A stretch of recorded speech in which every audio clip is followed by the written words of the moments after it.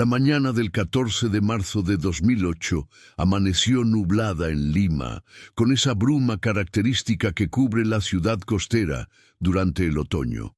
Sofía Castillo se levantó temprano como cada día. Preparó café instantáneo en su pequeño departamento del distrito de Los Olivos y se alistó para su turno en la tienda de ropa donde trabajaba desde hacía 2 años. Tenía 23 años. El cabello largo y castaño, que siempre recogía en una cola de caballo, y unos ojos verdes que heredó de su abuela paterna. Vivía sola desde que terminó sus estudios técnicos en administración, manteniendo contacto constante con su familia que residía en Chiclayo, especialmente con su prima hermana Daniela, quien era más como una hermana para ella. Antes de continuar con esta historia que ha conmovido a muchas familias peruanas, te invito a suscribirte al canal y dejarme un comentario contándome desde qué parte del mundo nos estás viendo. Tu apoyo nos motiva a seguir compartiendo estas historias que necesitan ser contadas. Aquella tarde, Sofía salió de la tienda alrededor de las 6 de la tarde. Su jefa, la señora Marta Vega, recordaría después con claridad meridiana cómo Sofía se despidió con una sonrisa, mencionando que pasaría por el mercado a comprar algunas cosas antes de regresar a casa. «Nos vemos mañana, señora Marta», fueron sus últimas palabras en ese lugar donde había trabajado durante 2 años, sin faltar un solo día. Marta notó que Sofía llevaba su bolso de tela beige, el mismo que usaba diariamente, y vestía un jean azul con una blusa blanca de manga corta. No llevaba mucho dinero consigo, apenas lo suficiente para sus gastos del día. El mercado de Los Olivos estaba a 6 cuadras de la tienda. Varios comerciantes la reconocieron esa tarde. Don Felipe, el vendedor de frutas, le vendió plátanos y manzanas. La señora Rosa, de la pollería, le apartó medio kilo de pechuga que pasaría a recoger al día siguiente, porque ese día no traía suficiente efectivo. Doña Carmela, quien vendía verduras en un puesto del fondo, fue la última persona conocida que habló con ella. Eran aproximadamente las 6:30 de la tarde cuando Sofía le compró tomates, cebollas y cilantro. Estaba normal, tranquila. «Hablamos del calor que había hecho en la mañana», declararía doña Carmela semanas después a la policía. Después de esa compra, Sofía Castillo simplemente se desvaneció. Cuando no llegó a trabajar al día siguiente, la señora Marta se preocupó inmediatamente. Sofía era de esas empleadas responsables que avisaban con anticipación si tenían algún inconveniente. Marta intentó llamarla a su celular, pero este estaba apagado. Preocupada, contactó a la familia de Sofía en Chiclayo a través de un número de emergencia que la joven había dejado al llenar su solicitud de empleo. Fue así como los padres de Sofía, Roberto y Carmen Castillo, se enteraron de que su hija no había llegado a su trabajo y no respondía a llamadas. Roberto y Carmen tomaron el primer autobús a Lima esa misma mañana. Llegaron cerca del mediodía y fueron directamente al departamento de Sofía en Los Olivos. El casero les abrió la puerta. Todo estaba en orden. La cama estaba hecha. No había señales de violencia o desorden, pero Sofía no estaba allí. Sus cosas personales seguían en su lugar, su ropa en el armario, sus productos de higiene en el baño. Lo único que faltaba era el bolso de tela beige que llevaba el día anterior y el celular. En la mesa de la cocina encontraron un recibo del mercado con fecha del día 14 de marzo. La familia presentó la denuncia por desaparición en la comisaría de Los Olivos esa misma tarde. El oficial de turno, el suboficial Marcos Fuentes, tomó la declaración con la rutina burocrática habitual. Tiene 23 años, es mayor de edad, probablemente se fue con algún enamorado, sugirió con una indiferencia que enfureció a Roberto. «Mi hija no es así, ella siempre avisa, algo le pasó», insistió el padre, pero la policía no mostraba urgencia en comenzar la búsqueda. Les dijeron que debían esperar 48 horas antes de considerarla oficialmente desaparecida, un procedimiento que las familias de personas desaparecidas conocen dolorosamente bien. Mientras la burocracia seguía su curso lento, la familia de Sofía no podía quedarse de brazos cruzados.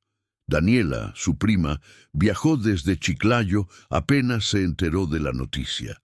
Tenía 25 años y trabajaba como enfermera en el hospital regional de su ciudad. Daniela y Sofía habían crecido juntas, compartiendo veranos en la casa de sus abuelos en Ferreñafe, contándose secretos bajo el mosquitero en noches de calor insoportable. La conexión entre ambas era profunda, casi telepática.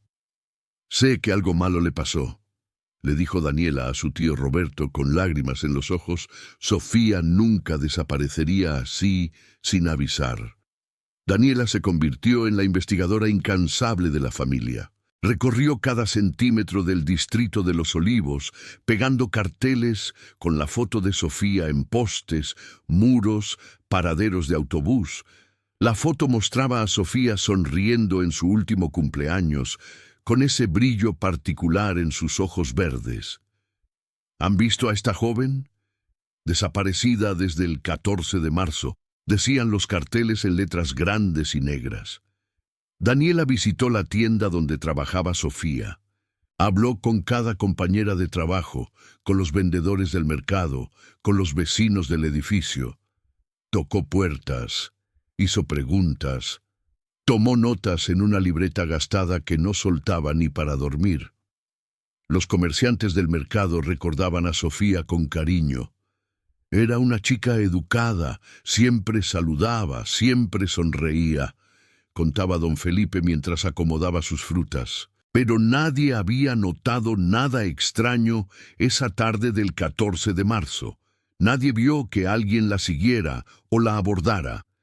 Era como si después de comprar las verduras en el puesto de doña Carmela, Sofía Castillo hubiera sido tragada por la tierra. La policía finalmente comenzó una investigación formal 5 días después de la desaparición, cuando quedó claro que Sofía no iba a aparecer por su cuenta. Revisaron las cámaras de seguridad del mercado, pero muchas no funcionaban, y las que sí solo mostraban imágenes borrosas y mal iluminadas. Se podía distinguir una figura que podría ser Sofía saliendo del mercado alrededor de las 7 de la tarde, caminando hacia el norte por una calle lateral, pero después de eso, nada. La última imagen la mostraba doblando en una esquina, desapareciendo del ángulo de la cámara. El suboficial Fuentes, quien inicialmente había mostrado indiferencia, comenzó a tomar el caso más en serio cuando la familia presentó evidencia de que Sofía no tenía novio, no tenía problemas económicos graves, no consumía drogas, ni tenía problemas con nadie. Era, en todos los sentidos, una joven trabajadora y responsable cuya desaparición no tenía explicación lógica. Fuentes organizó rastreos en terrenos baldíos cercanos al mercado. Interrogó a conocidos y revisó sus registros telefónicos. Las últimas llamadas de Sofía habían sido a su madre en Chiclayo esa misma tarde del 14 de marzo, alrededor de las 5, antes de salir del trabajo. Una conversación rutinaria donde hablaron del clima y de los planes de Sofía para visitarlos el próximo mes. Pasaron las semanas y luego los meses sin ninguna pista sólida. La familia Castillo se instaló en Lima de manera permanente. Roberto tuvo que dejar su trabajo como mecánico en Chiclayo y Carmen, quien trabajaba en una panadería, también renunció. Rentaron un pequeño departamento cerca de donde vivía Sofía, convirtiendo la búsqueda de su hija en su razón de existir. Daniela iba y venía entre Chiclayo y Lima, usando sus días libres del hospital para continuar pegando carteles, hablando con gente, manteniendo viva la memoria de Sofía. La frustración comenzó a hacer mella en la familia. Las pistas falsas fueron numerosas. llamadas anónimas, diciendo haber visto a Sofía en diferentes partes de Lima, en provincias, incluso en el extranjero. Cada llamada renovaba la esperanza y luego la destrozaba cuando resultaba ser un error o una cruel broma. Una mujer llamó asegurando que Sofía trabajaba en una pollería en Villa El Salvador, pero cuando Roberto y Carmen llegaron corriendo al lugar, era otra persona. Un hombre dijo haberla visto pidiendo limosna en el centro de Lima, otra falsa alarma que los dejó devastados. La depresión se apoderó de Carmen. Dejó de comer adecuadamente. Perdió casi 10 kilos en 3 meses. Se la pasaba mirando fotos viejas de Sofía, llorando en silencio, preguntándose qué había hecho mal, dónde había fallado como madre. Roberto intentaba mantenerse fuerte, pero por las noches Daniela lo escuchaba sollozar en la habitación. La familia se estaba desmoronando bajo el peso de la incertidumbre, esa tortura psicológica de no saber si su ser querido está vivo o muerto, si está sufriendo o si encontró paz. Un año después de la desaparición, el caso de Sofía Castillo se había enfriado por completo. La policía había agotado todas las líneas de investigación. El expediente se archivó junto con cientos de otros casos de personas desaparecidas en Lima, esa estadística fría que esconde tragedias familiares. Pero la familia no se rindió. Roberto comenzó a contactar organizaciones de familiares de desaparecidos, uniéndose a marchas, a plantones frente al Ministerio del Interior, exigiendo que las autoridades tomaran en serio estas desapariciones. Daniela volvió a su trabajo en el hospital de Chiclayo, pero mantenía la búsqueda desde allá. Creó un grupo de Facebook llamado Buscando a Sofía Castillo, donde compartía información, actualizaciones y pedía ayuda para difundir la historia.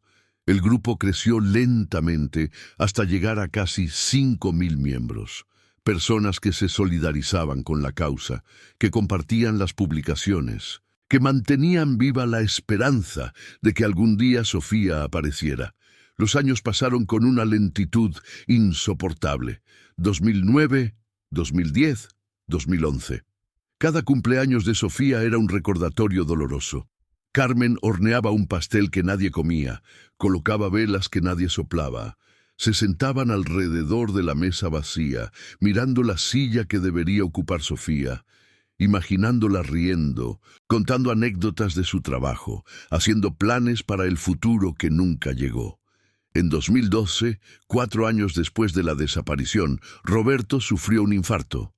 El estrés acumulado, la angustia constante, las noches sin dormir, finalmente pasaron factura. Sobrevivió, pero los médicos le advirtieron que debía reducir el estrés o el próximo ataque sería fatal. Carmen lo cuidaba con devoción, pero ella misma estaba medicada para la ansiedad y la depresión. Daniela veía cómo su familia se desintegraba lentamente, consumida por la ausencia de Sofía. La vida, sin embargo, tiene esa cruel capacidad de continuar incluso cuando una parte de nosotros ha muerto. Daniela conoció a Luis, un médico del hospital donde trabajaba. Se casaron en 2015 en una ceremonia pequeña donde la ausencia de Sofía fue palpable. Daniela lloró durante toda la celebración, no solo de alegría, sino de dolor por no poder compartir ese momento con su prima hermana. «Debería estar aquí», repetía entre sollozos, mientras Luis la abrazaba, sin saber qué decir para consolar un dolor tan antiguo y profundo. Para 2016, 8 años después de la desaparición, la búsqueda activa había disminuido considerablemente. Roberto y Carmen, ya en sus 60 años, habían regresado a Chiclayo. Roberto ya no podía trabajar debido a su salud deteriorada, y vivían con la pensión de Carmen y la ayuda económica de Daniela. Los carteles de Sofía seguían pegados en algunos muros de Los Olivos, desteñidos por el sol y la humedad, fantasmas de papel de una tragedia que la ciudad había olvidado. Daniela continuaba con su vida, pero Sofía siempre estaba presente en su mente. En las noches, cuando Luis dormía a su lado, ella miraba el techo y recordaba las risas compartidas con su prima, los planes que hicieron juntas, los sueños que nunca se cumplieron. A veces se preguntaba si Sofía pensaba en ella, si donde quiera que estuviera, si aún vivía. Recordaba los veranos en Ferreñafe, las conversaciones bajo las estrellas, las promesas de amistad eterna. El 7 de agosto de 2021, 13 años y casi 5 meses después de la desaparición de Sofía, Daniela estaba en su casa viendo televisión después de un turno agotador en el hospital. Su hija menor, una niña de 3 años llamada Lucía, jugaba en el suelo con sus muñecas mientras Daniela navegaba entre canales buscando algo que ver. Se detuvo en un reportaje de investigación sobre las condiciones en las cárceles de mujeres en Perú. El programa mostraba el penal de mujeres de Chorrillos, entrevistando a internas sobre sus historias. La cámara recorría los patios del penal, mostrando a mujeres de diferentes edades realizando actividades cotidianas. Daniela estaba a punto de cambiar de canal cuando la cámara enfocó brevemente a un grupo de mujeres lavando ropa en unas pilas comunales. Una de ellas, de espaldas a la cámara, se dio vuelta durante un segundo. Daniela sintió que el mundo se detenía. El control remoto cayó de sus manos. Su corazón comenzó a latir tan fuerte que podía escucharlo en sus oídos. «No puede ser», susurró. Rebobinó la grabación, congelando la imagen en el momento exacto. Allí, en medio de otras internas, había una mujer de aproximadamente 35 años, con el cabello más corto pero inconfundible, esos ojos verdes que Daniela conocía tan bien. Era Sofía. Estaba segura.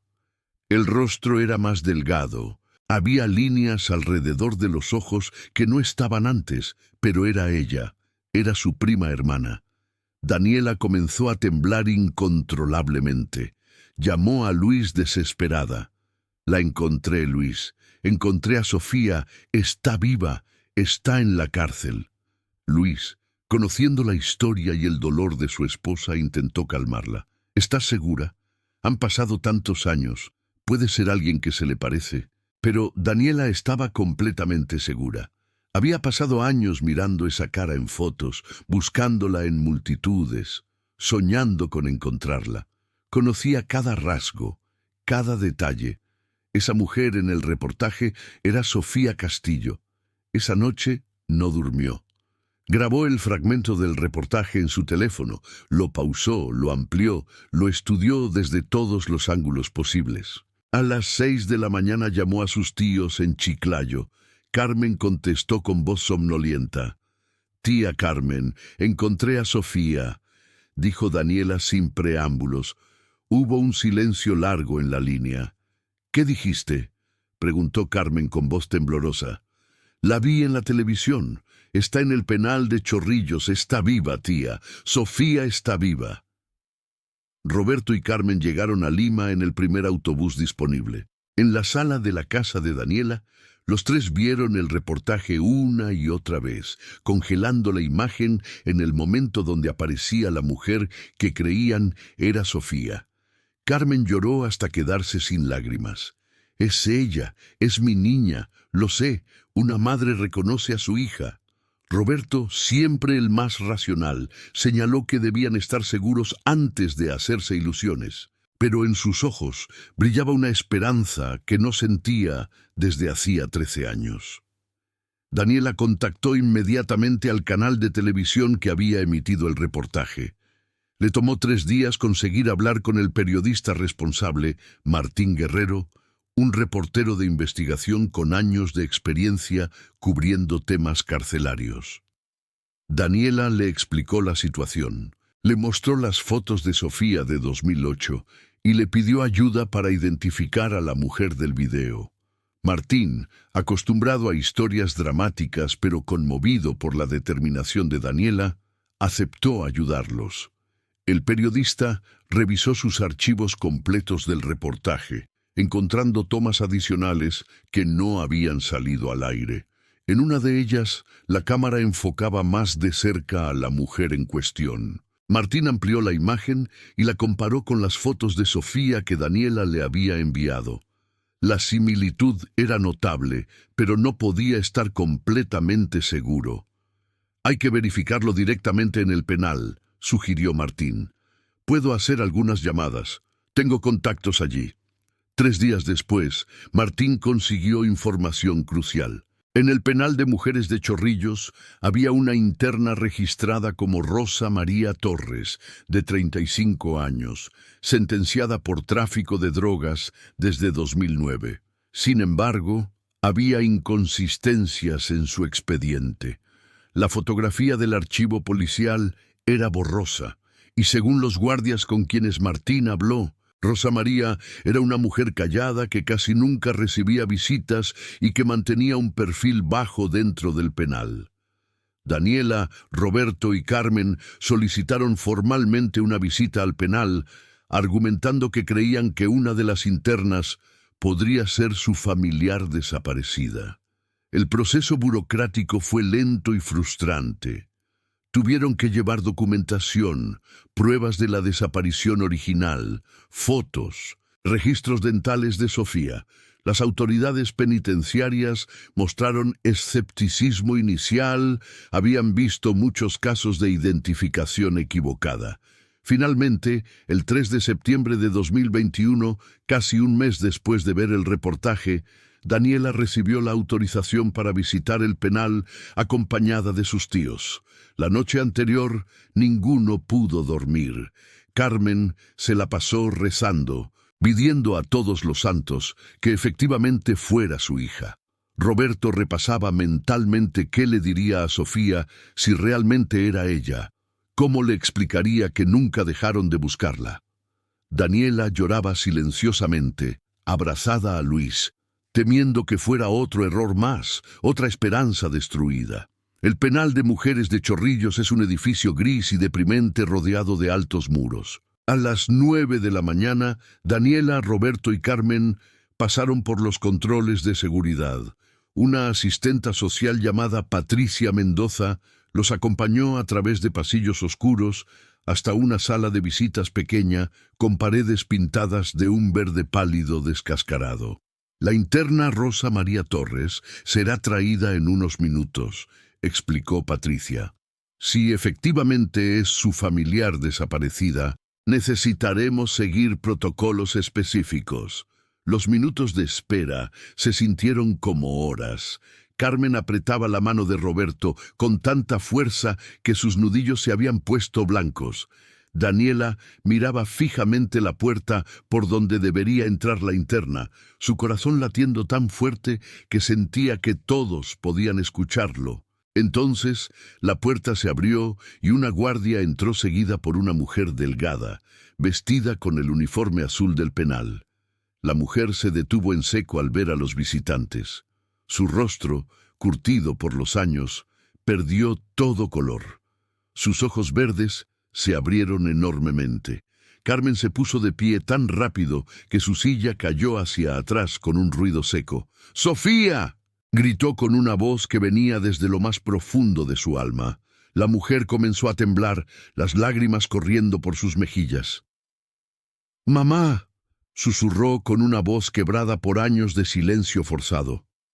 Lo que sucedió después fue un caos de emociones. Carmen corrió hacia su hija y la abrazó con una fuerza que parecía querer compensar 13 años de ausencia. Roberto las alcanzó, formando un círculo de brazos temblorosos y lágrimas.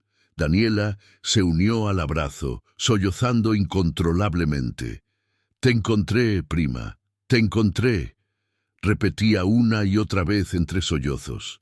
Sofía lloraba en silencio, aferrándose a su familia como si temiera que desaparecieran en cualquier momento. Patricia Mendoza, la asistenta social, quien había trabajado en el sistema penitenciario por 15 años y creía haberlo visto todo, no pudo contener sus propias lágrimas. La guardia que había traído a Sofía tuvo que salir de la sala, abrumada por la intensidad emocional del momento. Era un reencuentro que desafiaba toda estadística, una historia que parecía imposible, pero que estaba sucediendo ante sus ojos. Cuando finalmente lograron calmarse lo suficiente para hablar, se sentaron alrededor de una mesa metálica.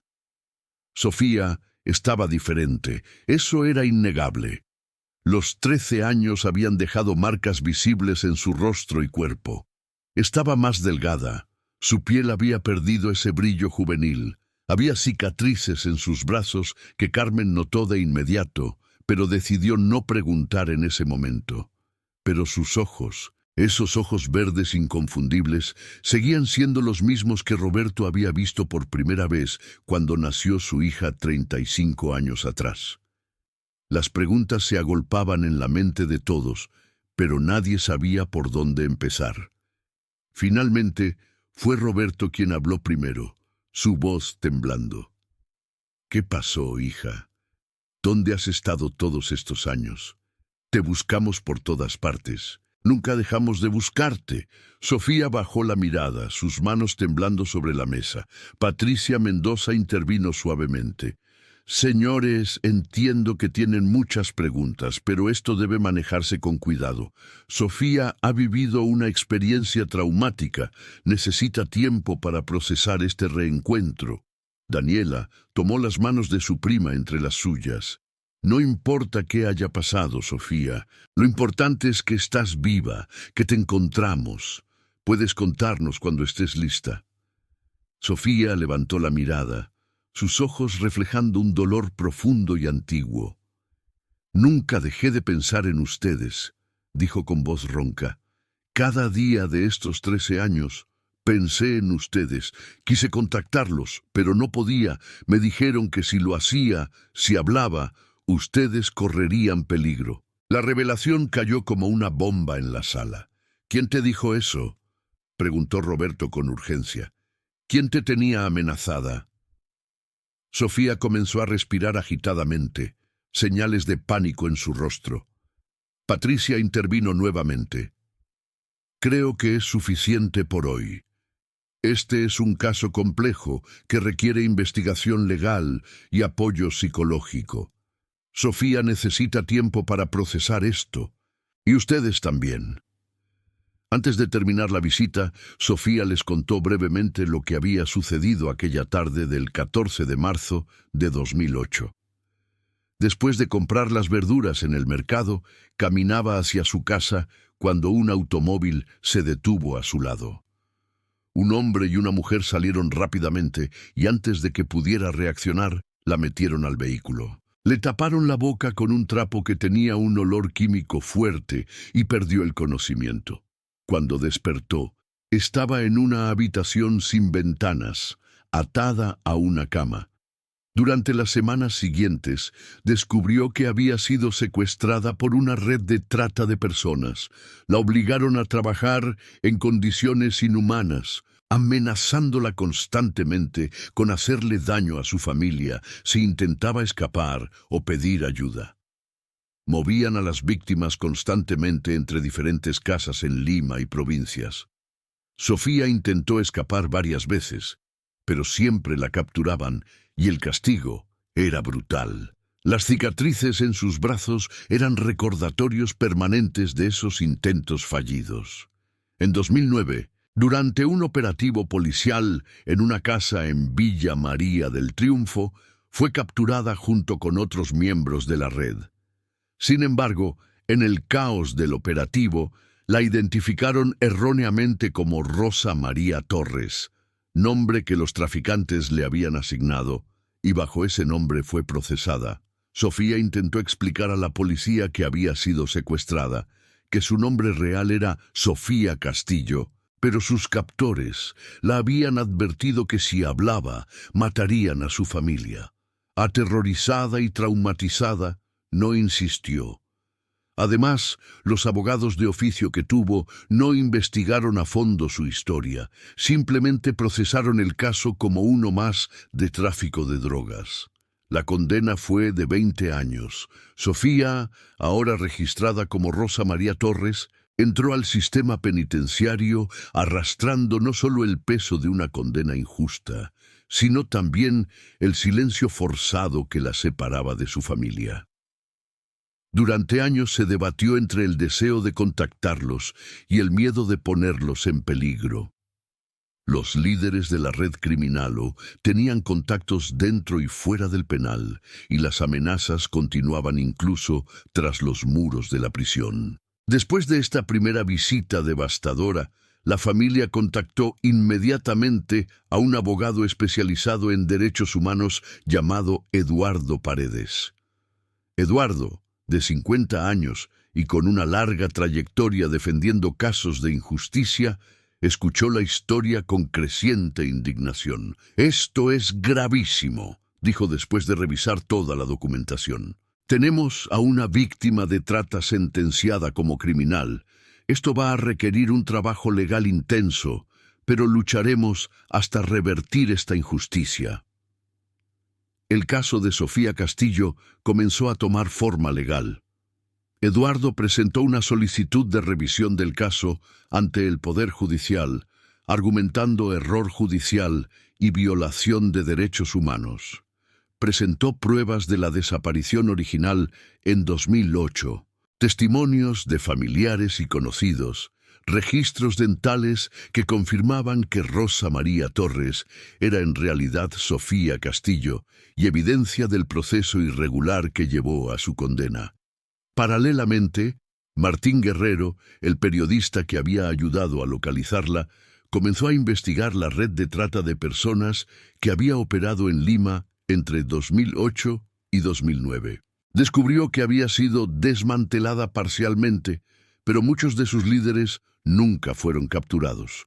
Algunas víctimas habían logrado escapar y testificar, pero muchas otras, como Sofía, habían quedado atrapadas en el sistema judicial como perpetradoras en lugar de víctimas. El caso comenzó a ganar atención mediática. Martín publicó un reportaje extenso sobre la historia de Sofía en el principal diario del país. La titular decía: «Desapareció en 2008. Su familia la buscó por 13 años y la encontraron presa por un crimen que nunca cometió». La historia se volvió viral en redes sociales, generando indignación pública y llamados para reformar el sistema judicial y mejorar los protocolos para identificar víctimas de trata. Daniela actualizó el grupo de Facebook buscando a Sofía Castillo con la noticia del reencuentro. Los 5.000 miembros que habían seguido la búsqueda durante años se conmovieron profundamente. Muchos compartieron mensajes de apoyo. Algunos donaron dinero para los gastos legales, otros ofrecieron sus servicios profesionales. La comunidad que se había formado alrededor de la búsqueda de Sofía ahora se movilizaba para luchar por su libertad. Las siguientes semanas fueron una montaña rusa emocional. Roberto y Carmen visitaban a Sofía en el penal cada semana permitida. Cada visita era un proceso doloroso de reconstrucción, de llenar los vacíos de 13 años perdidos. Carmen le contaba sobre la familia, sobre cómo Roberto había sufrido el infarto, sobre cómo Daniela se había casado y tenía hijos. Sofía escuchaba con lágrimas silenciosas, sintiéndose culpable por todo el dolor que su ausencia había causado, aunque racionalmente sabía que no había sido su culpa. Daniela llevaba a sus hijos a conocer a la tía que nunca habían conocido. La niña de 3 años, Lucía, miraba a Sofía con curiosidad inocente. «¿Por qué está aquí, mami?», preguntaba. Daniela no sabía cómo explicarle a una niña tan pequeña la complejidad de la situación. «Porque hay personas malas que le hicieron daño, pero vamos a ayudarla a salir», le explicaba de la manera más simple posible. Sofía comenzó terapia psicológica dentro del penal.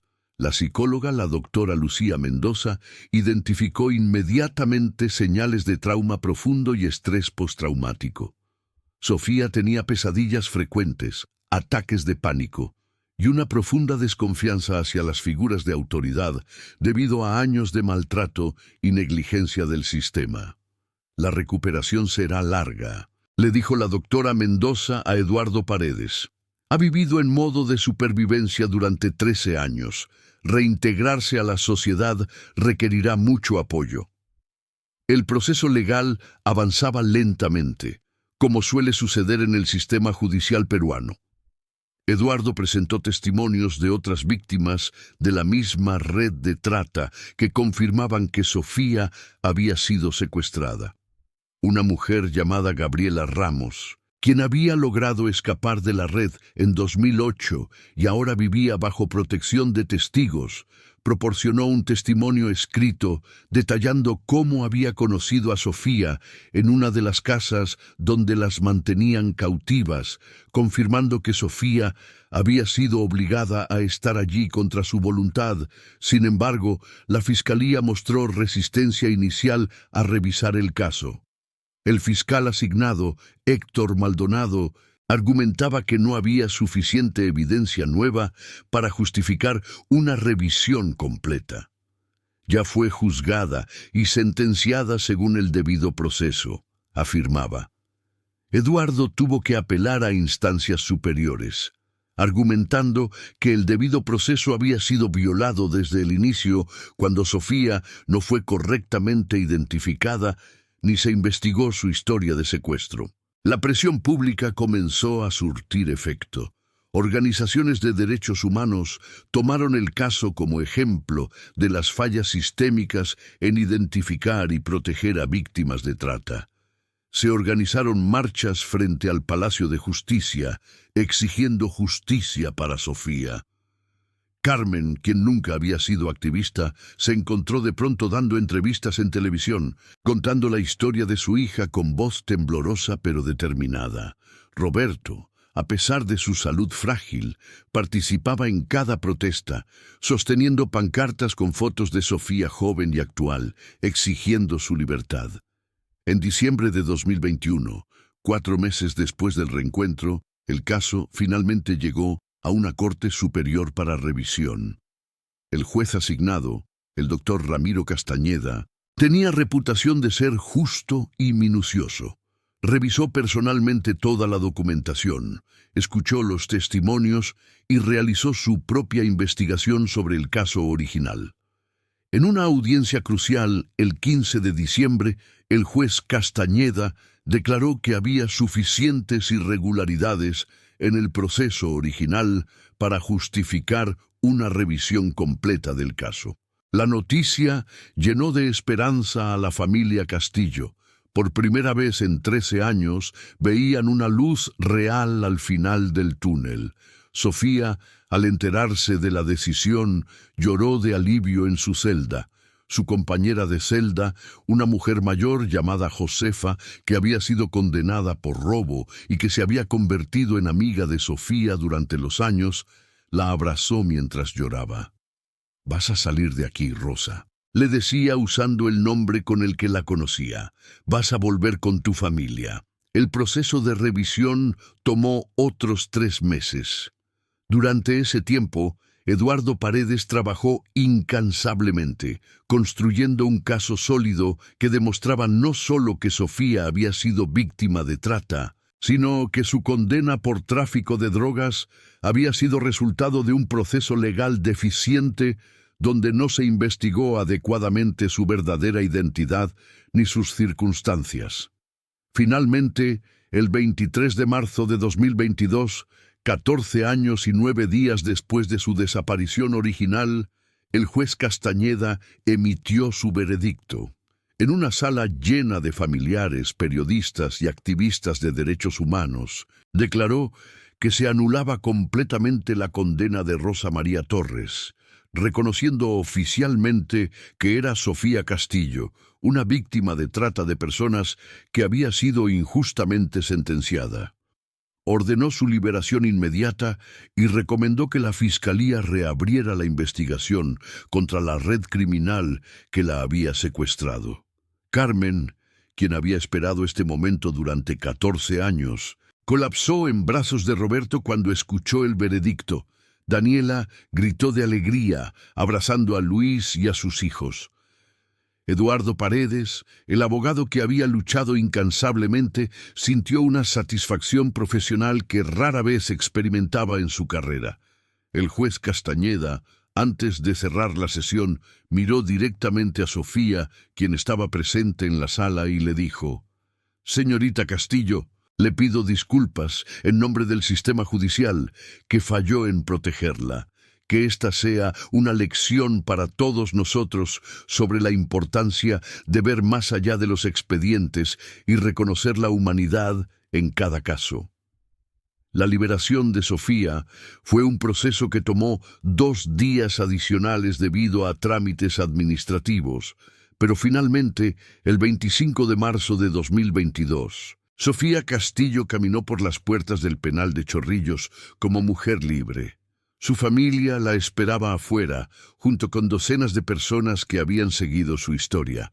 Había cámaras de televisión, periodistas, activistas, pero Sofía solo tenía ojos para su familia. Corrió hacia los brazos de Carmen, y madre e hija se abrazaron bajo el cielo gris de Lima, llorando lágrimas de alivio, dolor y esperanza. Los meses siguientes fueron de ajuste difícil. Sofía se mudó temporalmente con Daniela y Luis en Chiclayo, mientras comenzaba su recuperación psicológica. El mundo había cambiado drásticamente en 14 años. Los teléfonos celulares eran completamente diferentes. Había redes sociales que no existían cuando desapareció. La tecnología que daba por sentada en 2008 había evolucionado de manera que le resultaba abrumadora. Pero más que la tecnología, había cambiado ella misma. La joven de 23 años, llena de sueños, había sido reemplazada por una mujer de 36 años, marcada por el trauma. La terapia intensiva con la doctora Sandra Campos, una psicóloga especializada en trauma, fue crucial. Sofía sufría pesadillas frecuentes, tenía dificultad para confiar en la gente, experimentaba ataques de pánico en espacios cerrados o cuando veía ciertos tipos de automóviles que le recordaban al secuestro. La doctora Campos trabajó con ella usando terapia de procesamiento cognitivo y EMDR, ayudándola a procesar lentamente los eventos traumáticos que había vivido. Roberto, cuya salud se había deteriorado durante los años de búsqueda, experimentó una mejora notable después de recuperar a su hija. Era como si su cuerpo hubiera estado esperando ese momento para permitirse comenzar a sanar. Pasaba horas hablando con Sofía, reconstruyendo la relación padre-hija que había sido brutalmente interrumpida. A veces simplemente se sentaban juntos en silencio, la presencia del otro siendo suficiente consuelo. Carmen se convirtió en el ancla emocional de Sofía. La acompañaba a terapia, cocinaba sus comidas favoritas intentando que recuperara el peso perdido, le contaba historias familiares para reconectar a Sofía con sus raíces. Por las noches, cuando Sofía despertaba gritando de pesadillas, Carmen estaba allí, sosteniéndola como cuando era niña, recordándole que estaba a salvo, que la pesadilla había terminado. Daniela fue instrumental en ayudar a Sofía a reintegrarse al mundo. Le enseñó a usar un smartphone, a navegar en redes sociales, la acompañó a hacer trámites para obtener nuevos documentos de identidad. También compartieron momentos más ligeros, viendo películas juntas, yendo a caminar por el malecón de Pimentel, riéndose de recuerdos compartidos de la infancia. Lentamente, muy lentamente, Sofía comenzó a recordar cómo era sentirse viva en lugar de solo sobrevivir. En septiembre de 2022, Sofía decidió que quería contar públicamente su historia. Trabajando con Martín Guerrero, el periodista que había ayudado a localizarla, grabó una entrevista detallada sobre su experiencia. El programa, que se emitió en horario estelar, tuvo un impacto nacional. Sofía, con voz calmada pero firme, describió su secuestro, los años de cautiverio, cómo el sistema judicial la había fallado y su eventual reunión con su familia. El objetivo era doble: crear conciencia sobre la trata de personas y presionar por reformas en el sistema judicial para prevenir casos similares. La entrevista generó un debate nacional. Políticos se vieron obligados a responder sobre las fallas sistémicas que el caso había revelado. Se formó una comisión especial en el Congreso para revisar protocolos de identificación de víctimas de trata en el sistema judicial. Varias organizaciones de derechos humanos usaron el caso de Sofía como ejemplo en sus campañas de concientización. Sofía también comenzó a trabajar con una organización no gubernamental que ayudaba a víctimas de trata de personas. Aunque el trabajo era emocionalmente agotador, sentía que tenía un propósito, que su sufrimiento podía servir para ayudar a otras personas en situaciones similares. Compartía su experiencia con otras sobrevivientes, ofreciendo esperanza de que la recuperación era posible, que podían reconstruir sus vidas. En noviembre de 2022, Sofía conoció a Alberto, un psicólogo que trabajaba en la misma organización. Alberto había perdido a su hermana en circunstancias similares años atrás y dedicaba su vida a ayudar a sobrevivientes. Entre ellos surgió una conexión profunda basada en la comprensión mutua del trauma. Alberto no intentaba salvar a Sofía ni la trataba como alguien roto que necesitaba ser arreglado. Simplemente la veía como era. Una mujer fuerte que había sobrevivido lo inimaginable y estaba luchando por reconstruir su vida. La relación se desarrolló lentamente, a un ritmo que Sofía podía manejar. Alberto entendía sus límites, sus necesidades de espacio, sus momentos de retroceso cuando el trauma se volvía abrumador. No presionaba, solo estaba presente, ofreciendo apoyo constante y paciencia infinita. Carmen, al ver cómo Alberto trataba a su hija, bendecía silenciosamente a este hombre que había entrado en sus vidas cuando más lo necesitaban. Para 2023, 5 años después de ser encontrada, Sofía había logrado construir una nueva vida. Vivía en un pequeño departamento en Chiclayo. Trabajaba en la Organización de Derechos Humanos, coordinando programas de apoyo para sobrevivientes, y mantenía una relación estable con Alberto. Las pesadillas aún venían ocasionalmente. Ciertos días eran más difíciles que otros, pero había aprendido a manejar su trauma con las herramientas que la terapia le había proporcionado. La familia Castillo también había encontrado cierta paz. Roberto, ahora con 70 años, había logrado estabilizar su salud. Pasaba sus días ayudando en un taller mecánico local y disfrutando de sus nietos, los hijos de Daniela, quienes lo adoraban. Carmen, de 68 años, finalmente había dejado de tomar medicamentos para la ansiedad. Cocinaba, cuidaba de un jardín pequeño y veía a su hija regularmente. Daniela continuaba trabajando en el hospital, ahora como enfermera jefe, y mantenía el grupo de Facebook como una plataforma para compartir historias de personas desaparecidas y ayudar a otras familias. En julio de 2024, en una ceremonia pequeña en la playa de Pimentel, Sofía y Alberto se casaron. Roberto la llevó del brazo por la arena, lágrimas corriendo por su rostro arrugado. Carmen sollozaba abiertamente en la primera fila.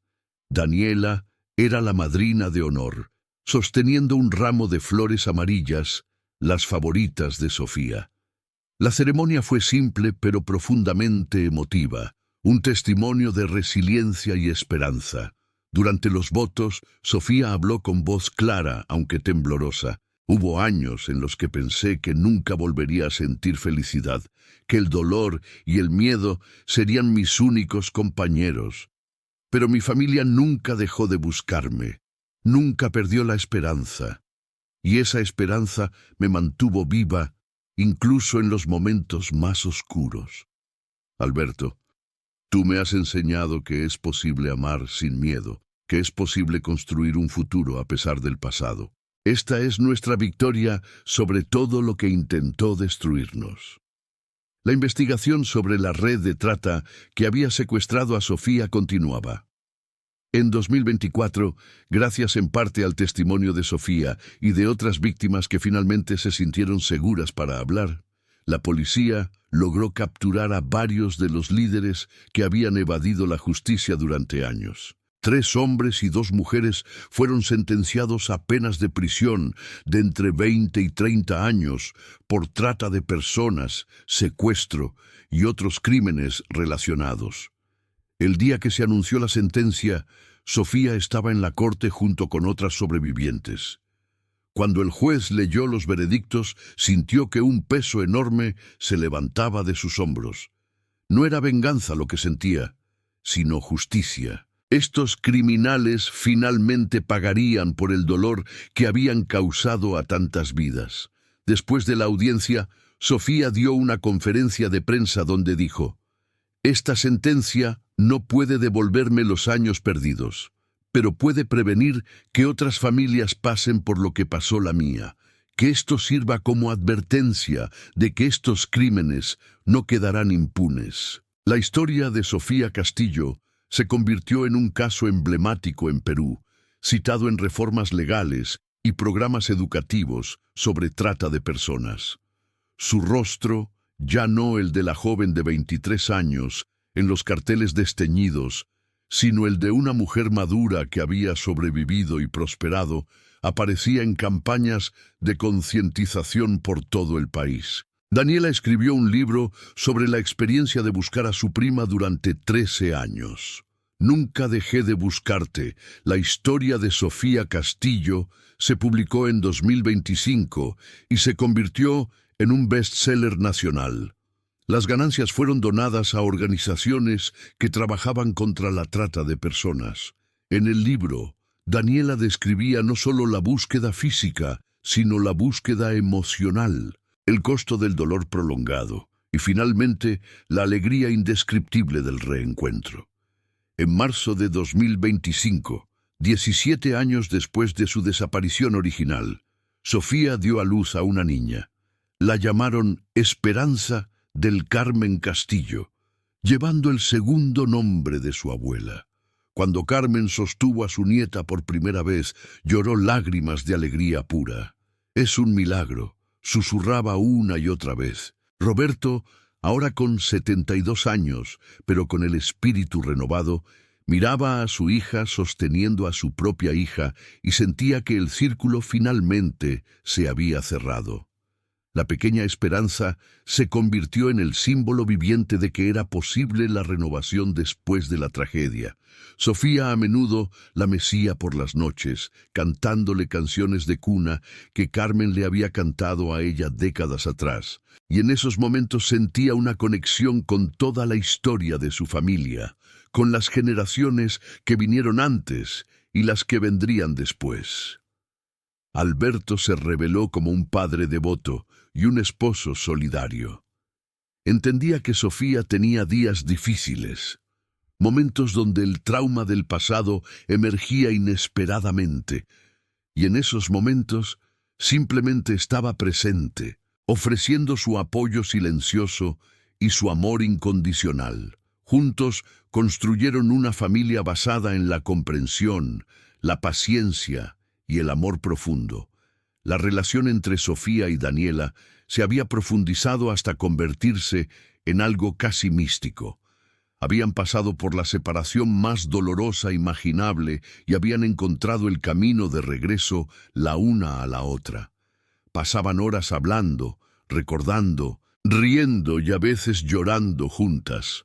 Los hijos de Daniela adoraban a su tía Sofía, quien les contaba historias, editadas apropiadamente para su edad, sobre resiliencia y nunca rendirse.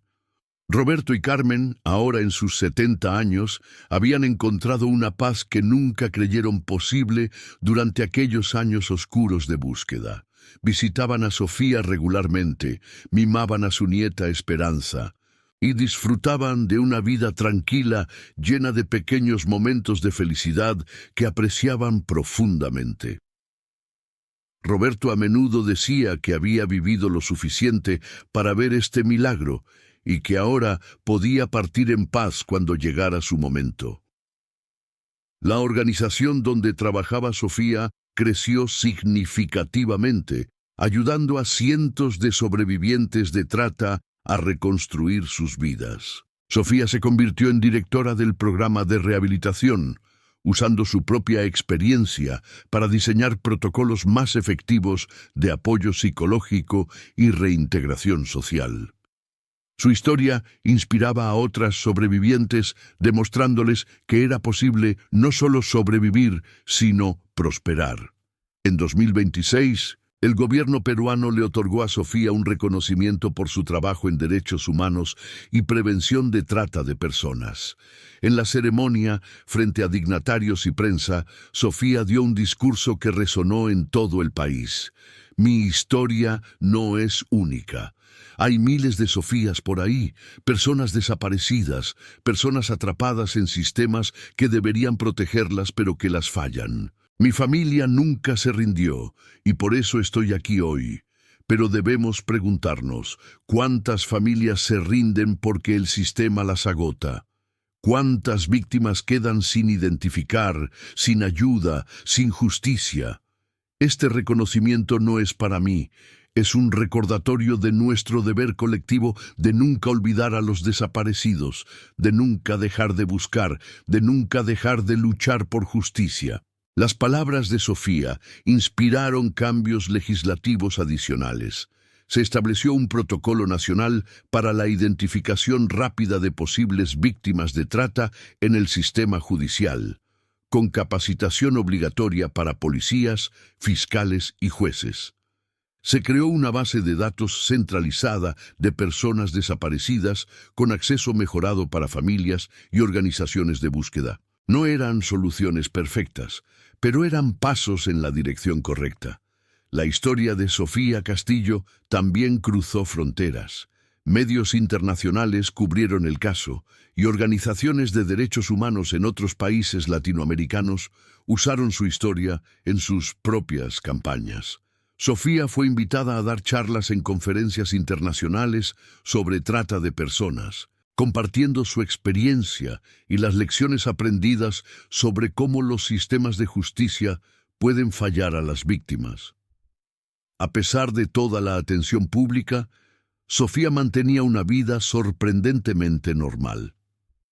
Los fines de semana los pasaba con su familia, cocinando con Carmen, viendo a Roberto jugar con Esperanza, visitando a Daniela y sus sobrinos. Valoraba estos momentos ordinarios porque sabía lo extraordinario que era tenerlos después de todo lo que había pasado. La terapia continuaba siendo parte importante de su vida.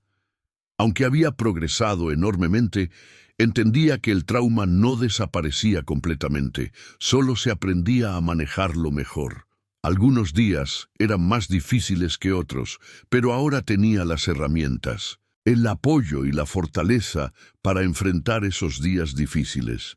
En el 19º aniversario de su desaparición, en marzo de 2027, la familia Castillo organizó un evento en Chiclayo para crear conciencia sobre personas desaparecidas.